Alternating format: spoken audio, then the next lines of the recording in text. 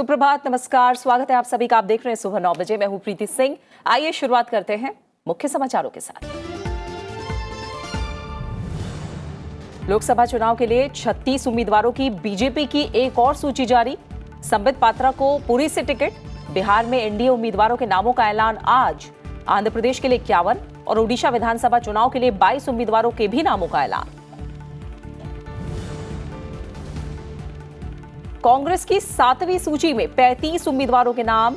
राज बब्बर अब मुरादाबाद की जगह फतेहपुर सीकरी से लड़ेंगे चुनाव। बिजनौर से नसीमुद्दीन सिद्दीकी को टिकट।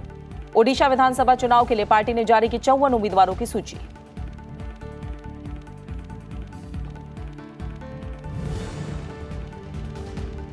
पाकिस्तान राष्ट्रीय दिवस कार्यक्रम में नहीं शामिल हुआ भारत। अलगाववादी नेताओं को बुलाने पर जताया ऐतराज। सरकार की कार्रवाई के बाद अलगाववादियों ने भी कार्यक्रम से बनाई दूरी। जम्मू कश्मीर में पिछले 36 घंटे में 8 आतंकी ढेर।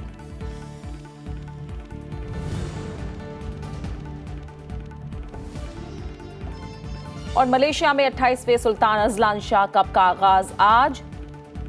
भारत करेगा जापान के खिलाफ अभियान की शुरुआत। जीत के इरादे से उतरेगी टीम इंडिया। कनाडा और कोरिया के बीच दूसरा मुकाबला। मलेशिया और पोलैंड की टीमें भी होंगी आमने सामने।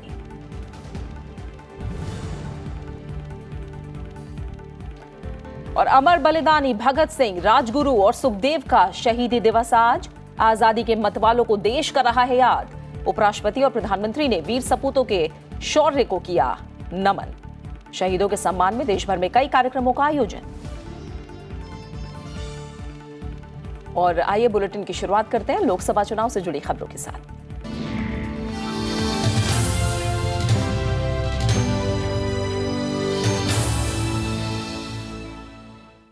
बीजेपी ने लोकसभा चुनाव के लिए उम्मीदवारों की एक और सूची जारी की है। इस सूची में 36 उम्मीदवारों के नाम शामिल हैं। पार्टी ने ओडिशा के पुरी से संबित पात्रा को मैदान में उतारा है। पार्टी की लिस्ट में आंध्र प्रदेश की 23, महाराष्ट्र की 6, ओडिशा की 5, मेघालय की 1 और असम की भी सीट पर उम्मीदवार घोषित किए गए हैं। बीजेपी इससे पहले लोकसभा चुनाव के लिए सूची जारी कर चुकी है। पार्टी ने अपनी पहली सूची में 184 सीटों पर उम्मीदवारों की घोषणा की थी। पहली सूची में प्रधानमंत्री नरेंद्र मोदी और बीजेपी अध्यक्ष अमित शाह का नाम भी शामिल था। इधर बिहार में भी एनडीए उम्मीदवारों के नामों का ऐलान आज होने की उम्मीद है। वहीं बीजेपी ने आंध्र प्रदेश के विधानसभा चुनाव के लिए 51 उम्मीदवारों की सूची जारी कर दी है। ओडिशा विधानसभा के लिए 22 उम्मीदवारों के नामों का ऐलान किया गया है। इससे पहले पार्टी ने ओडिशा में 147 विधानसभा सीटों से 100 सीटों पर उम्मीदवारों के नामों की घोषणा की थी। साथ में 10 लोकसभा सीटों पर भी प्रत्याशियों के नाम का ऐलान किया था। वहीं पूर्व क्रिकेटर गौतम गंभीर बीजेपी में शामिल हो गए हैं। दिल्ली में बीजेपी के वरिष्ठ नेता और केंद्रीय मंत्री अरुण जेटली और रविशंकर प्रसाद की मौजूदगी में उन्होंने पार्टी की सदस्यता ली। बीजेपी में शामिल होने के बाद गौतम गंभीर ने कहा कि उन्होंने प्रधानमंत्री नरेंद्र मोदी से प्रभावित होकर पार्टी में आने का फैसला लिया। ऑब्वियसली मैं हमारे प्राइम मिनिस्टर से बहुत प्रभावित होकर और उनके विजन से बहुत प्रभावित होकर I am joining this party and I am sure that I am going to live up to their expectations because I have done whatever I could in cricket and this is a fabulous platform for me to do something really good for this country and take this party forward and make this country a much better place to live. So I'm sure, जैसे sir ने मुझे बोला, with sir's blessing and I'm going to try and do my best. वहीं कांग्रेस ने लोकसभा चुनाव के लिए 7वीं list जारी कर दी है। इस लिस्ट में 35 उम्मीदवारों के नाम हैं। उत्तर प्रदेश इकाई के अध्यक्ष राज बब्बर मुरादाबाद की जगह फतेहपुर सीकरी से चुनाव लड़ेंगे। पहले मुरादाबाद से राज बब्बर की उम्मीदवारी की घोषणा की गई थी, लेकिन अब वहां से पार्टी ने इमरान प्रतापगढ़ी को नामित किया है।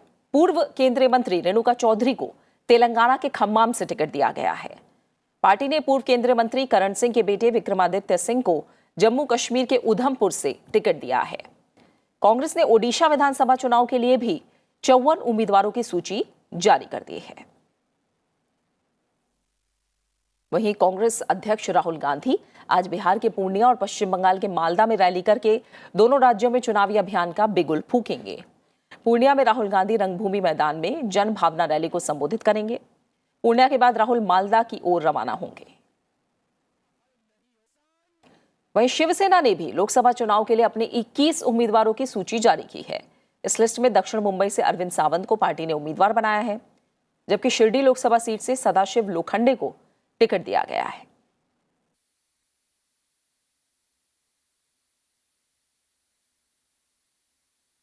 शिवसेना भाजपा के उम्मीदवारों की जो सूची है जारी कर दी गई है।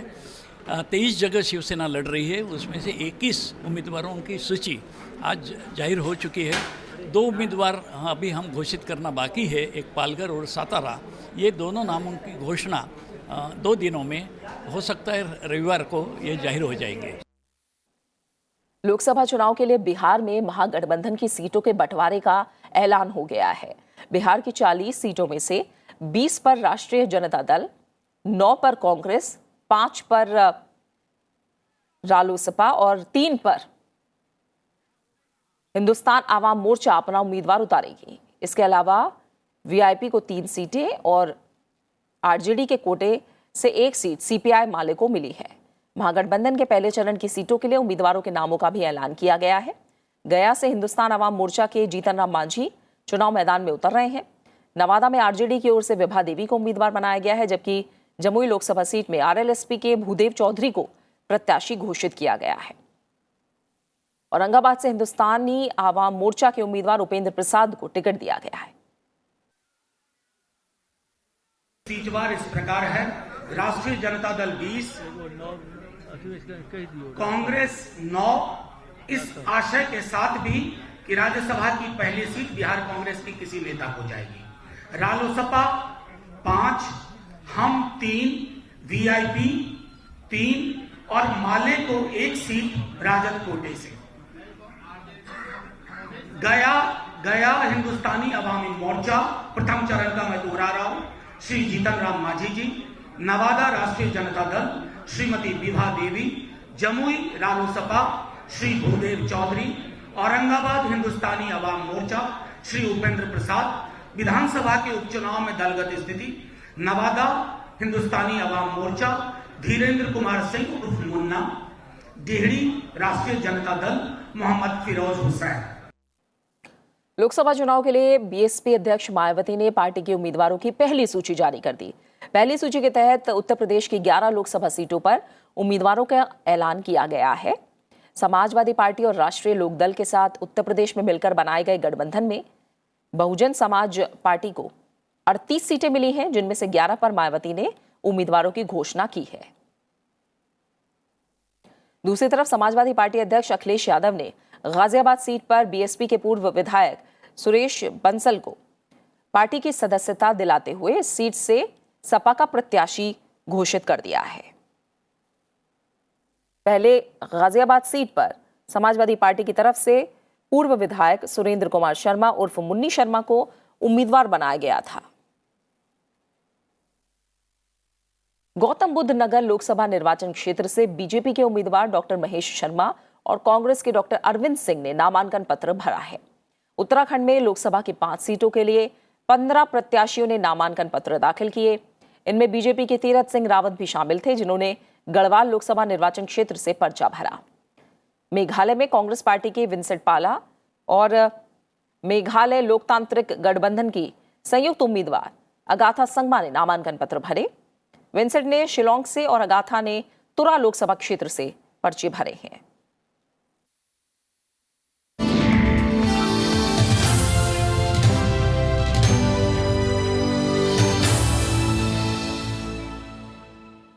कुछ और अहम खबरों पर नजर। केंद्र सरकार ने जम्मू कश्मीर लिबरेशन फ्रंट यानी जेकेएलएफ को आतंक विरोधी कानून के तहत बैन कर दिया है।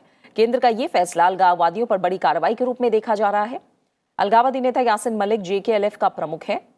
जेकेएलएफ पर आतंकी गतिविधियों का समर्थन करने का आरोप लगता रहा है। गृह सचिव राजीव गौबा ने जेकेएलएफ पर बैन की जानकारी देते हुए बताया कि जेकेएलएफ के खिलाफ कई मामले दर्ज हैं, जिसमें वायुसेना के 4 अधिकारियों की हत्या का मामला और मुफ्ती मोहम्मद सईद की बेटी रुबैया सईद के अपहरण का मामला शामिल है। उन्होंने कहा कि यह संगठन आतंक को बढ़ावा देने के लिए अवैध तरीके से धन मुहैया कराने और चंदा एकत्र करके घाटी में अशांति फैलाने के लिए हुर्रियत के कार्यकर्ताओं और पत्थरबाजों के बीच धन के वितरण और विध्वंसकारी गतिविधियों को बढ़ावा देने के कार्य में भी सक्रिय रूप से लिप्त रहा है।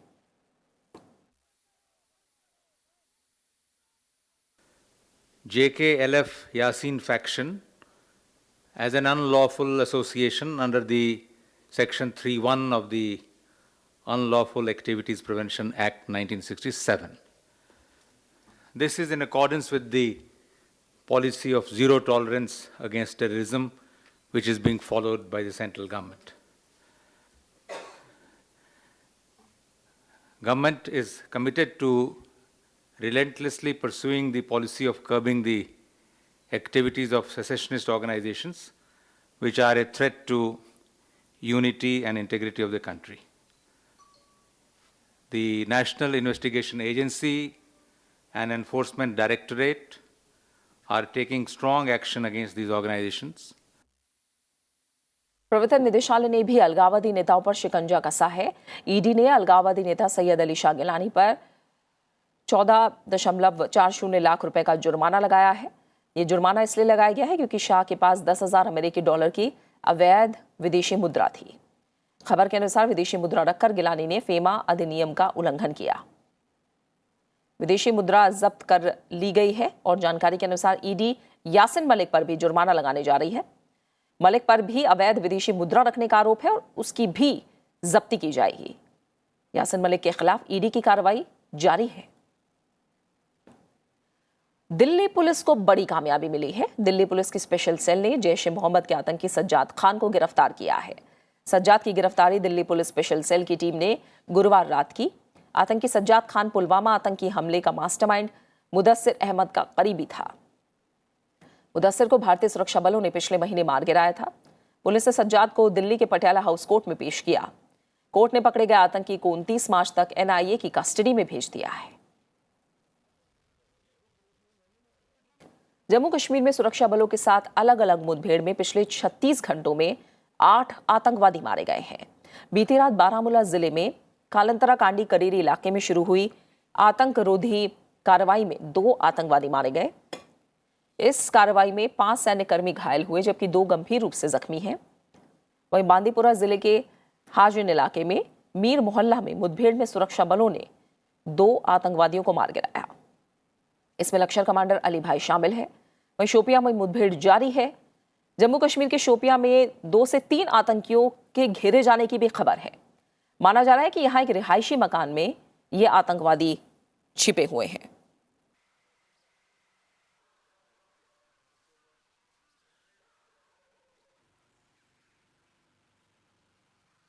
सरकार ने पाकिस्तान के राष्ट्रीय दिवस के अवसर पर उसके उच्चायोग में होने वाले कार्यक्रम का बहिष्कार किया। कार्यक्रम में अलगाववादी नेताओं को भी आमंत्रित किए जाने पर विदेश मंत्रालय ने कड़ी आपत्ति जताई।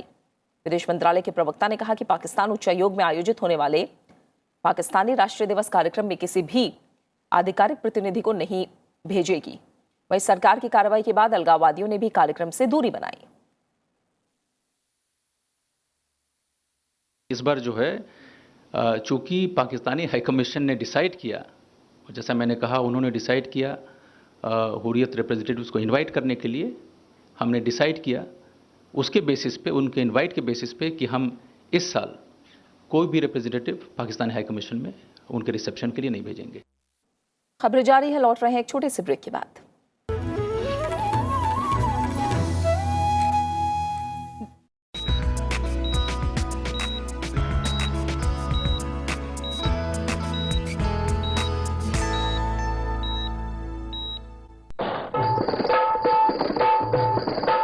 वो जो पहले जो मराठी ड्रामेटिक फॉर्म्स जो उभर कर आए थे, जैसे तमाशा है, उसी के साथ जोड़कर ये संगीत नाटक वाले लोग जो हैं वो सामने आ गए।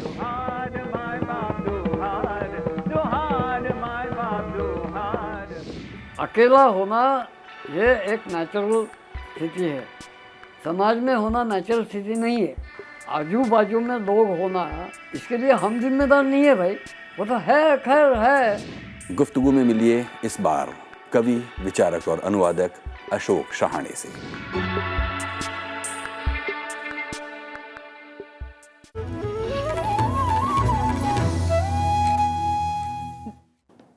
ब्रेक के बाद आपका स्वागत है। पिनाकी मिश्रा आज देश के पहले लोकपाल के रूप में शपथ लेंगे। 66 साल के जस्टिस पिनाकी चंद्र घोष मई 2017 में सुप्रीम कोर्ट से रिटायर हुए थे। इससे पहले जस्टिस पिनाकी चंद्र घोष कोलकाता और आंध्र प्रदेश हाईकोर्ट के मुख्य न्यायाधीश रह चुके हैं। सुप्रीम कोर्ट से रिटायर होने के बाद वो 29 जून 2017 से मानवाधिकार आयोग के सदस्य हैं। जस्टिस पीसी घोष ने ही शशिकला को भ्रष्टाचार के मामले में दोषी ठहराया था।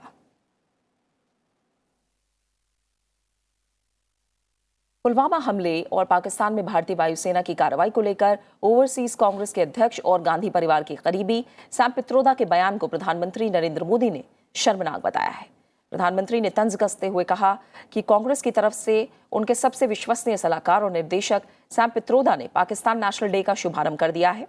प्रधानमंत्री ने ट्वीट करके कहा कि कांग्रेस देश की सेनाओं पर सवाल खड़े कर रही है। उन्होंने कहा कि कांग्रेस राजघराने के वफादार ने मान लिया है कि कांग्रेस आतंकी ताकतों को जवाब नहीं देना चाहती थी। प्रधानमंत्री ने कहा कि ये न्यू इंडिया है और हम आतंकवाद को उसी भाषा में जवाब देंगे जो उसे समझ में आती है।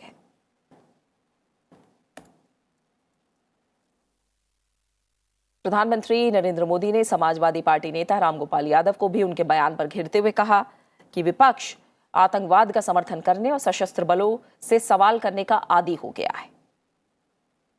रामगोपाल यादव का बयान उन सबकी बेइज्जती है जिन्होंने कश्मीर को बचाने के लिए अपनी जान दे दी। यह हमारे शहीदों के परिवारों का अपमान है।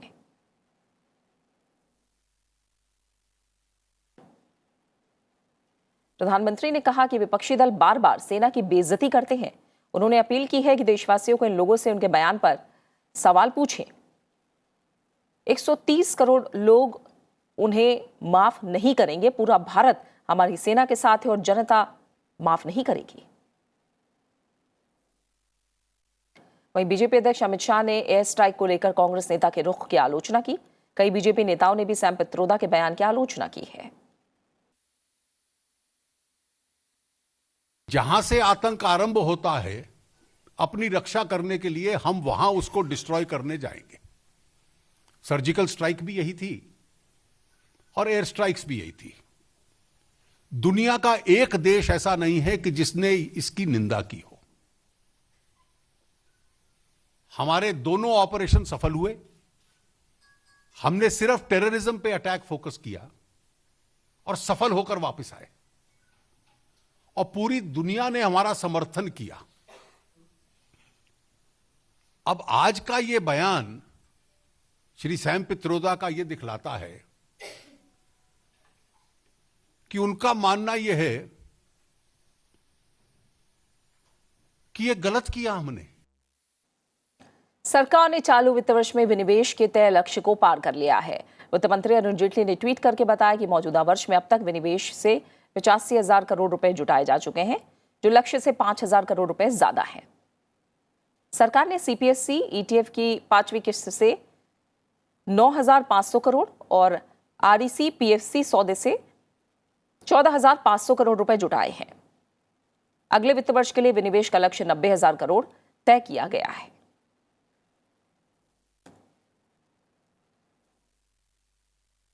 कर्मचारी भविष्य निधि संगठन ने रोजगार को लेकर ताजा आंकड़े जारी किए हैं।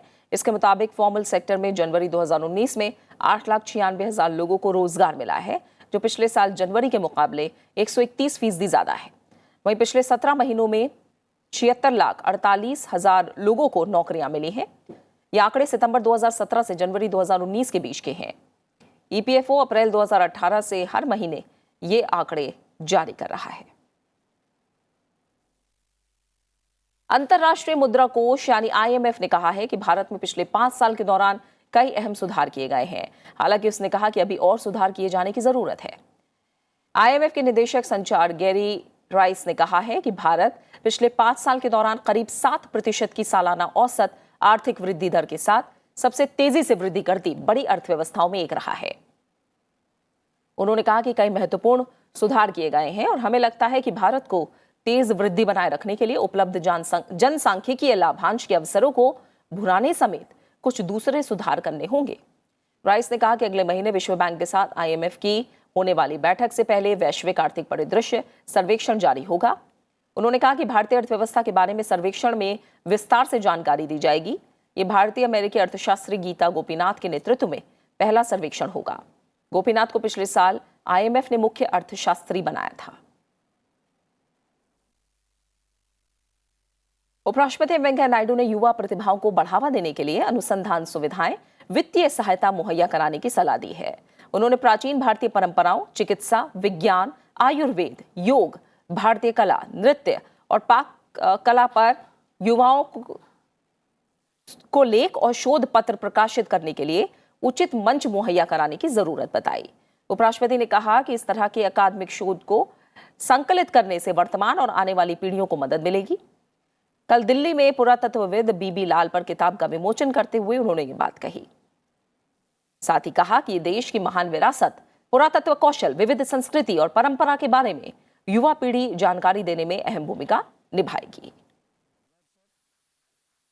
History, culture, heritage, they need to be preserved because that gives you inspiration, self-confidence, Atma Gaurav. That's what is missing in our public life to some extent. This is our weakness. This is because of colonial rule. We must come out of that mindset. Yes, there has to be discussion, there has to be debate. You must have argument and counter-argument. He says Mahabharata is having evidence. Let us discuss whether there is evidence or not. Is it a myth or not? You must be tolerant to the other opinion. राष्ट्रपति रामनाथ कोविंद 25 मार्च से 2 अप्रैल के बीच Croatia, Bolivia और chilli की यात्रा पर रहेंगे। यात्रा के पहले पड़ाव में वो 25 मार्च से 28 मार्च तक क्रोएशिया का दौरा करेंगे। विदेश मंत्रालय ने इसकी जानकारी दी है। Rashtrapati ji will be visiting Croatia from 25 to 28 March, Bolivia from 28 to 30th March, and Chile from 30th March to 2nd April. Rashtrapati ji will be in Croatia, as I stated, from 25 to 28 March, and on the first ever visit of a head of state from India. We've had one visit from Croatian side, the President of Croatia, Mesic. He visited India in 2002. So this is a high-level visit taking place between the two countries after 17 years. और बात खेलों की। भारतीय पुरुष hockey team आज 28वें Sultan Azlan Shah cup के पहले match में एशियाई खेलों के गोल्ड मेडलिस्ट जापान के खिलाफ अपने अभियान का आगाज करेगी। कनाडा और कोरिया के बीच दूसरा मुकाबला मलेशिया और पोलैंड की टीमें भी आमने सामने होंगी। भारतीय टीम आत्मविश्वास से लबरेज है। पिछली बार भारत 6 टीमों में 5वें स्थान पर रहा था, लेकिन युवा टीम ने कुछ सीनियर खिलाड़ियों के साथ मिलकर अच्छा प्रदर्शन किया। भारत को पहले मैच में ओलंपिक चैंपियन अर्जेंटीना ने 3-2 से हराया। इसके बाद उसने इंग्लैंड से 1-1 से ड्रॉ खेला और ऑस्ट्रेलिया से 2-4 से हारी। इसके बाद मलेशिया को 5-1 से हराया, लेकिन आयरलैंड से 2-3 से हारी। भारत ने 1985, 1991, 1995, 2009 और 2010 में ये खिताब जीता है। वहीं 2016 के फाइनल में उसे ऑस्ट्रेलिया ने हराया और 2017 में उसने ब्रॉन्ज मेडल जीता था। भारत ने 5वीं बार सैफ महिला फुटबॉल चैंपियनशिप जीत ली है। फाइनल में 4 बार की चैंपियन भारतीय टीम ने मेजबान नेपाल को 3-1 से हराया। इस जीत के साथ भारत ने टूर्नामेंट के इतिहास में कोई भी मैच नहीं हारने का अपना रिकॉर्ड 23 मैचों तक पहुंचा दिया है। भारत के लिए डालिमा छिब्बर, ग्रेस डांगमे और स्थानापन्न अंजू तमांग ने गोल दागे। भारत ने सेमीफाइनल में बांग्लादेश को हराया था।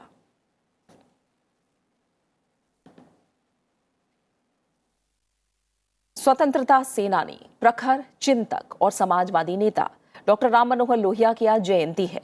गांधी जी के विराट व्यक्तित्व से प्रभावित लोहिया का जन्म 23 मार्च 1910 को उत्तर प्रदेश के फैजाबाद में हुआ था।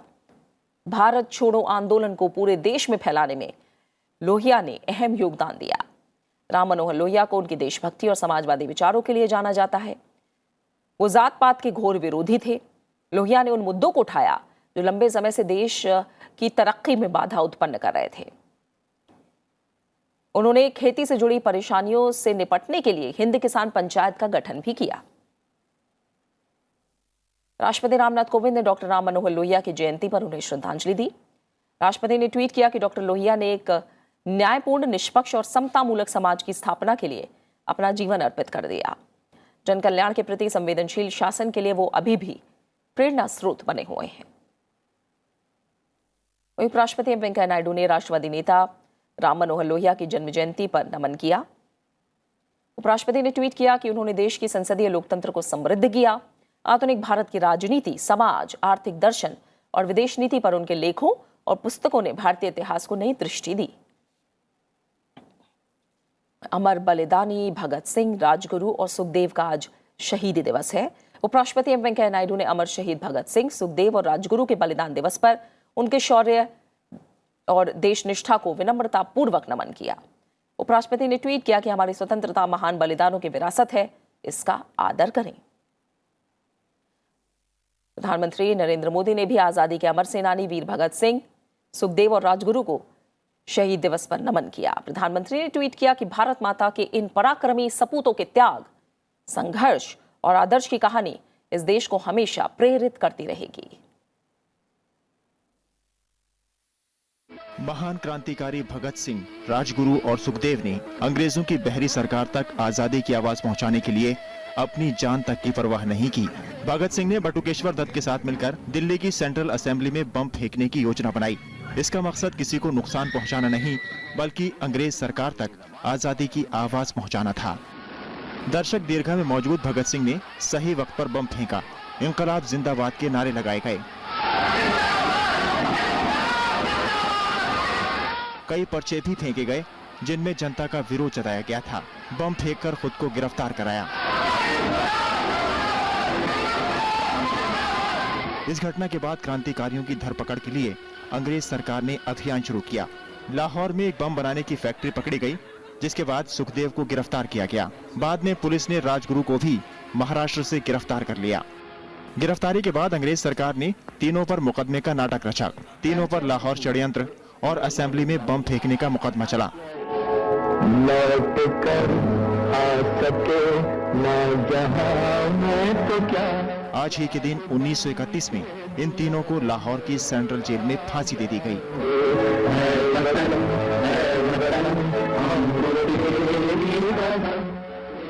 Bureau report, Rajya Sabha TV. और इसी के साथ फिलहाल सुबह 9 बजे की खबरों में मेरे साथ इतना ही। ब्रेक के बाद आगे विशेष में देखिए समझौता एक्सप्रेस। नमस्कार।